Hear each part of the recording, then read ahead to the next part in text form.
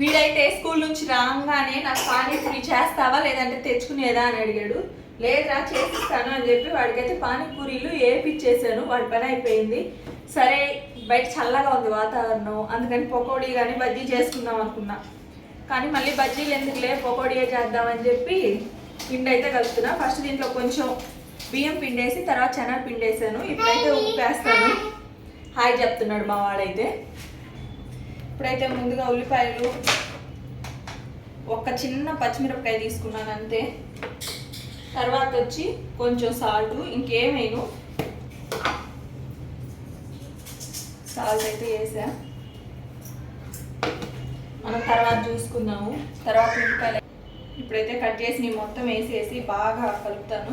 కలిపిన తర్వాత దాన్ని బట్టి మనం నీళ్ళు ఎన్ని కావాలి అనేది వేసుకున్నాము.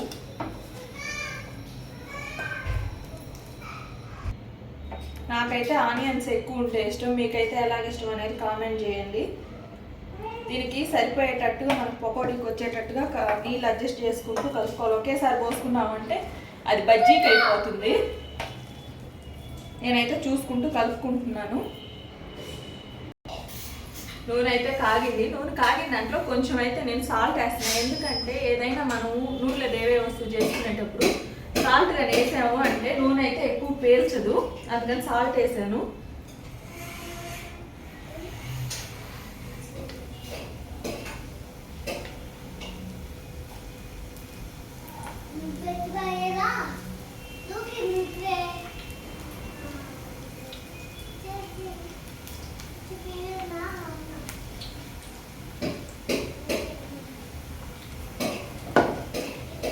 పకోడీలని మనం తినంగా మిగిలిపోయినాయి అంటే ఒక్కోసారి ఫ్రిడ్జ్లో పెట్టుకుంటుంటాం కదా, అలాంటప్పుడు కూర చేసుకుంటే అయితే చాలా టేస్టీగా బాగుంటుంది. చపాతీలో కానీ రైస్లో కానీ ఏదైనా పకోడీ కూర అయితే బాగుంటుంది.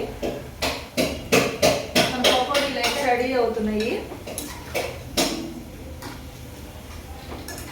ఈ చల్లటి వాతావరణంలో వేడి వేడి టీలో పకోడీ కానీ తింటే సూపర్గా ఉంటుంది. ఇవి అయితే వేగిపోయి దొండి ఎర్రగా వచ్చాయి కదా, నేను తీసేస్తున్నాను.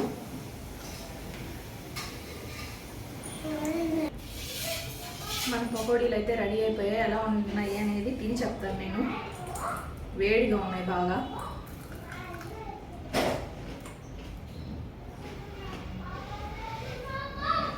చాలా బాగా కుదిరాయి. మీరు కూడా ఒకసారి ఇలా ట్రై చేసి చూడండి, బాగుంటాయి.